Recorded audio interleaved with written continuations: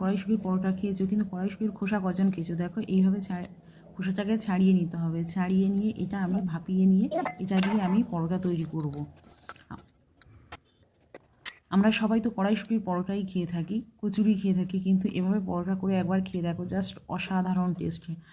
আর সেটাকে ফেলেও দিতে হবে না, খোসা তো অনেকই উপকারী, সেটা আমরা সবাই জানি। এর ভিতরে আমি কালো জিরে ফোড়ন দিয়ে আমি যে পেস্টটা বানিয়েছি, লঙ্কা দিয়েছি এর ভিতরে শুধু, সেটা আমি ভালো করে ভেজে নেব। এর ভিতরে আমি পরিমাণ মতো লবণ, জিরে গুঁড়ো, ধনে গুঁড়ো আর স্বাদ মতো একটু চিনি দিয়ে নেব।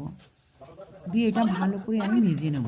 যতক্ষণ এটা শুকনো শুকনো না হয় ততক্ষণ ভেজে নেব। আমার ভাজা হয়ে গেছে। আর এদিকটায় আমি আটা আগে মাখিয়ে রেখেছিলাম।